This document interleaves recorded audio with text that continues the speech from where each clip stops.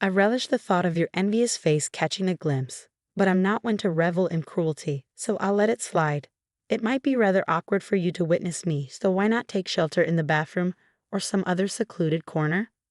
She let out a raucous laugh through the phone, taunting me mercilessly. I hold nothing but contempt for this woman, more than anyone else in the world. No, in the entire universe. 13 years ago, she stole my husband from me. Cutting ties would be a relief, but alas, fate has tied us together as biological sisters. After she abruptly ended the call, I held the phone to my ear for a moment, suppressing a small chuckle. My name is Ruth, a 37-year-old divorcee. My marriage crumbled within a mere 6 months, all thanks to the scheming actions of my own sister. I have an identical twin named Rachel. Our resemblance is uncanny, often leading even our closest friends to mistake us for one another.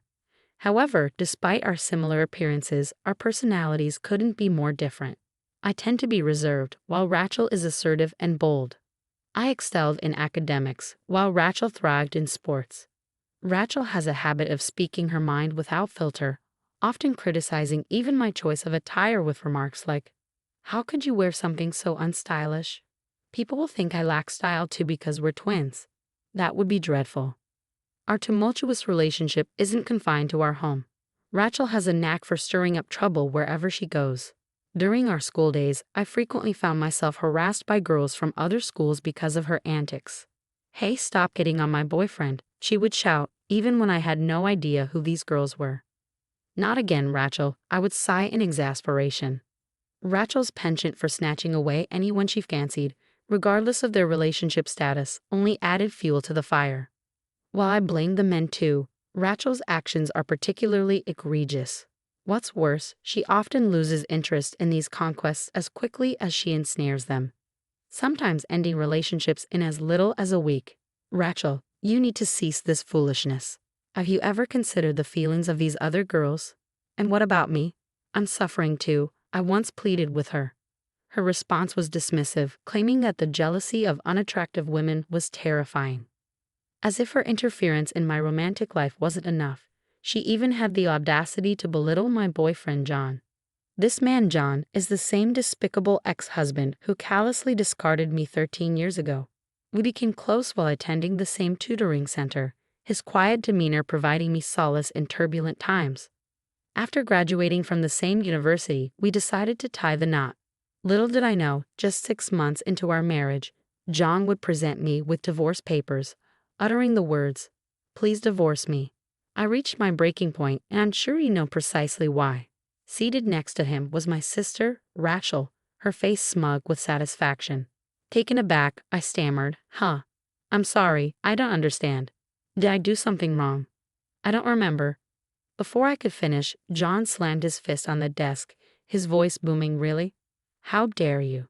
You've been cheating on me. Can you still deny it after seeing this?" He thrust several pictures onto the desk, capturing a man and a woman entering a hotel together. To my shock, the images portrayed my sister, Rachel, entering a hotel with a man I didn't recognize. I couldn't comprehend what my ex-husband was accusing me of. No, this is Rachel. It's not me," I exclaimed. Rachel burst into tears, confessing, "I can't keep lying to you, John." John's expression softened as he turned to Rachel, thanking her for her honesty. I was left bewildered, unsure of what was happening. Then John directed his accusatory gaze back to me, launching into a fabricated tale that bordered on the absurd. According to him, I had been cheating on him, disguising myself as Rachel to deceive him. He had fully bought into this ludicrous narrative spun by my own sister. Furious, I responded to my ex-husband, "Are you serious, John? You've been with me for years, and you believe my sister, whom you've known for only a few months? Are you in your right mind? Are you an idiot?" My calm retort seemed to infuriate him further, leaving him only capable of glaring at me in response. To my astonishment, Rachel had the audacity to flirt with John. "Though you share the same face, your personalities couldn't be more different," she remarked, shamelessly attempting to charm him. "You're not charming at all." Rachel always listened to my grievances with a smile. She's so patient. I couldn't wrap my head around what I was hearing. Rachel's tears seemed so artificial, and behind them, I could sense her smug satisfaction. Rachel had always been a master at playing men, ever since our school days, but her targets had shifted with her career. Now she sought men of status and wealth. John, my ex-husband, who worked for a prominent corporation and hailed from a well-off family, fit her criteria perfectly. It dawned on me that she must have set her sights on him from the moment I introduced them at our wedding. My ex-husband had been completely taken in by my sister's deception. I never imagined that the man I had been with for so long could be so easily fooled. In that moment, any lingering feelings I had for him faded rapidly. You two are despicable. Do as you please, but never show your faces in front of me again, I declared, my voice trembling with suppressed emotion. Despite the tears threatening to spill, I managed to hold them back. Without hesitation, I filled out the divorce papers and tossed them at the two of them. I knew my sister's cunning too well. She and John probably hadn't consummated their relationship yet. Pursuing compensation from them would be a daunting task, but if it meant ridding myself of their presence, I didn't care about the money anymore. Upon returning to my parents' house, their fury at my sister's actions led them to disown her. When questioned about her reaction, she brushed it off, saying, "Oh really? I don't care. But if you're having money trouble, they'll come begging to me." Okay, bye then, trivializing even her own parents' feelings. A friend later informed me that my ex-husband and my sister had tied the knot just 3 months later. I was left stunned, unable to even shed a tear. For 13 years since then, I had not laid eyes on my sister and her husband. Then, out of the blue, I received a call from an unknown number on my cell phone. Hello, Ruth." The voice on the other end greeted me, instantly recognizable. I couldn't fathom how she had the audacity to address me as Rachel. "I don't know how you have the nerve to call me Rachel," I spat out, incredulous.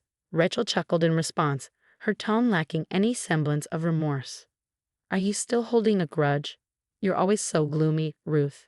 But anyway, I have a favor to ask," she continued, her words dripping with nonchalance. "I'm pregnant. Oh, and the father is John, whom you love so dearly. Haha. So I thought you could be the one to break the news to our parents about their first grandchild, since they won't listen to me." Her brazenness left me speechless. "What reason do you have to be so cheerful when you've been disowned?"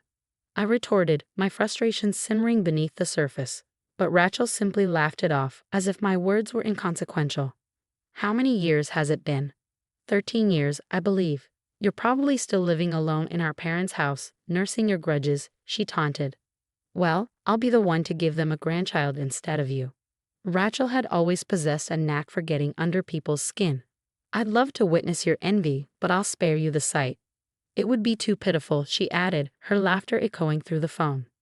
"It'll be awkward if you see me, so why don't you hide in the bathroom or something?" With that, she abruptly ended the call, leaving me to stew in silence. I held the phone to my ear for a moment longer, chuckling at the absurdity of it all. When the weekend arrived, I was lounging in the backyard when my phone rang again. Glancing at the screen, I saw that it was from a blocked number, undoubtedly my sister's doing. Annoyed, I answered the call, snapping, "Hey, unblock me already." Rachel's voice came through the line, unrepentant. "What's wrong with blocking someone you don't want to hear from?" "That's what call blocking is for," she retorted casually. "Oh, but maybe you don't understand because you're stupid." I couldn't help but laugh sarcastically at her arrogance. Suddenly, I heard a crash on the other end of the line, indicating her irritation. "I've come all this way. Why is nobody home?" "I told you I'd come today, didn't I?" "Huh? You were serious." "I initially thought you were joking," I responded calmly to my younger sister's enraged and slightly shaky voice. It was apparent she was standing in front of our old house, the one none of us resided in anymore.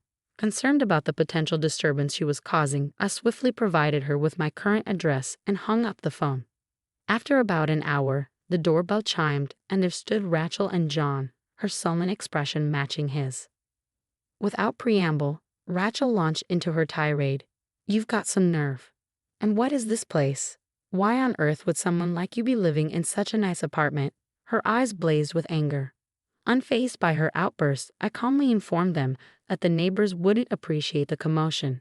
Inviting them inside, I led Rachel to the room, where she seemed taken aback by its size.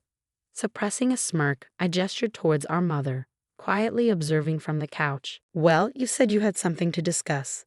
I don't mind at all. But if I'm in the way, should I hide in the bathroom or something?" I quipped sarcastically, eliciting a sharp retort from Rachel. Moving closer to our mother, Rachel nervously greeted her. "Hi, Mom. Long time no see. I'm pregnant, which is why we wanted to discuss if it's possible for John and me to stay here for a while." Suppressing a burst of laughter at her audacious request, I exclaimed, "Wait, you want me to live with you guys? No way. Have you forgotten what you did to me in the past? Absolutely not." But Rachel cut me off sharply, snapping, "Ruth, just shut up. This house is still under Dad's name, right? You can't even get remarried, and you're still leeching off our parents. How pathetic for a single woman like you." With a smug grin, Rachel declared, "Great job taking care of our folks. From now on, John and I will live here and take care of them. So can you leave? Oh, and where's Dad? Is he at work?" I had reached my limit, but it was our mother who spoke up first. With quiet solemnity, she informed us, "Dad's gone. He passed away." Those few words hung heavily in the air. My parents were always serious people, and despite my divorce 13 years ago, they had always apologized to me, even though it was Rachel's fault. My father, in particular, used to express regret, saying, "Maybe it was my fault for not raising her better. I'm sorry, Ruth. I'm really sorry." His depression deepened to the point where he found it difficult to continue working. At the time, both of my parents were in their early 50s, and we were surviving on my income and Mom's part-time job. A while later, my father was diagnosed with cancer and passed away 10 years ago. Just before he died, he made a request: "Don't tell Rachel anything. I don't think I'll make it to heaven if she comes to my funeral." True to his wishes, Mom and I didn't contact Rachel. We moved into our current house about 5 years ago. Mom had developed issues with her leg due to overworking, and we decided against renovating our old house, situated atop a hill, fearing it would be too much for her to manage. Since moving into this accessible home, Mom's leg had been feeling much better. Though I tried to maintain composure, thoughts of my late father threatened to overwhelm me. Tears welled in Mom's eyes, mirroring my own sorrow. Predictably, Rachel's response to our grief was callous. "Too little, too late. Besides, it's not my fault Dad got sick. In fact, you're living in such a nice place now because of Dad's inheritance, right? That's not fair. What about my share? Didn't I have the right to inherit?" She spat out, nonsensical accusations slipping effortlessly from her lips. Without hesitation, Mom retorted, her anger palpable. "Inheritance? There's no such thing. You only came to us when you were in trouble, doing stupid things before your marriage. How many times do you think we paid alimony because you messed around with a married man? Live with you? Never. You must be joking. Don't be ridiculous." It was the first time both Rachel and I had witnessed Mom so enraged. Sensing the tension, Rachel fell silent.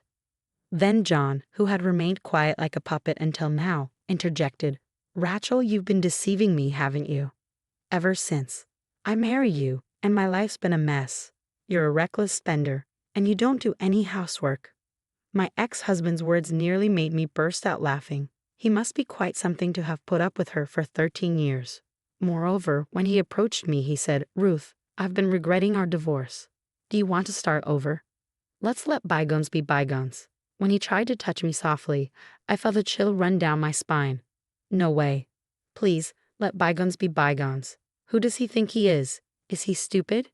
It's not his place to say that," I thought, just as I was about to dodge his touch. Suddenly, the door to the next room burst open. "Could you not touch her with your dirty hands, please?" a man exclaimed as he appeared, catching both of us off guard. Ignoring Rachel's murmurs of confusion, I explained, "I told you to stay hidden because I didn't want to involve you." He responded, "I couldn't stand it when he tried to touch you, Ruth. Besides, I think having a third party will help the discussion, don't you think?" Exasperated, I introduced them. Okay. This is my husband, Alex, and Tony, come here. This is our son, Tommy. He's 8 years old." Tony, who had been peeping out from behind the door, glared at Rachel and her husband.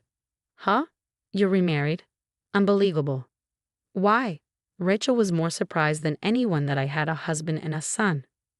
My ex-husband, John, was equally shocked, gaping like a fish out of water. "What do you mean?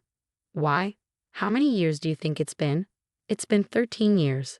13 years, and despite all that time passing, you guys haven't changed one bit." though I added somewhat sarcastically. Their faces turned bright red. I met my current husband, Alex, shortly after my father passed away. We were colleagues for a while, and one day he asked me out. When I rejected him, saying that I was a divorcee, he responded, "Does being divorced mean you can't remarry?"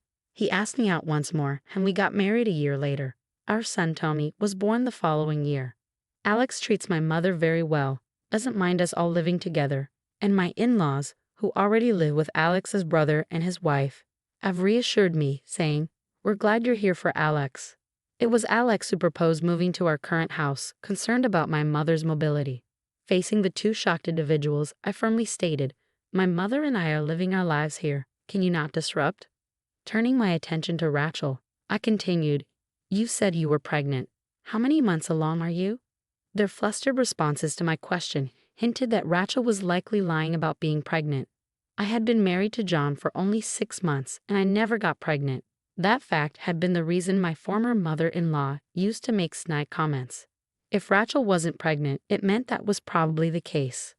Rachel seemed to get along with my bad-tempered former mother-in-law. Unable to endure the harsh glares from my family, the two hastily left our house. I mean, I had heard stories, but is she really your sister? She does look like you, but her character. Alex remarked, trailing off. Anyway, it's settled for now, he concluded with a smile, to which I responded with a bitter smile. Really? Later that evening, the doorbell rang incessantly. Watching the monitor, I sighed. They came after all, I murmured to myself. Opening the door, I found Rachel and John standing there with pale faces. "We need help. Can you lend us some money?" they pleaded, kneeling down. My husband looked puzzled, but my mother and I felt differently.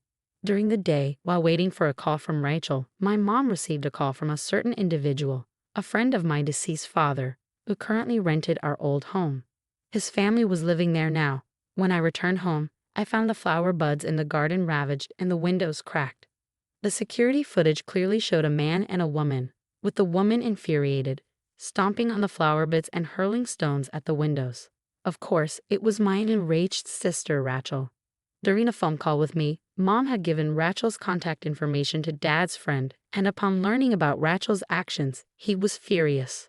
It seemed that in the damaged garden, there were rare flowers that were difficult to grow, and they asked for compensation. They seemed to be struggling financially to the point of having difficulty with housing, so I expected them to turn up again. But I never thought they'd show up that very day. I must admit, their audacity impressed me. "I can give you some money, but there's one condition," I stated firmly as I watched them trudge home with slumped shoulders. Despite myself, I couldn't help but laugh inwardly and think, "Serves you right." In their hands was a written pledge I had just made them sign. I had ensured they wrote in the pledge that they would never approach me again, in return for me taking responsibility for this incident.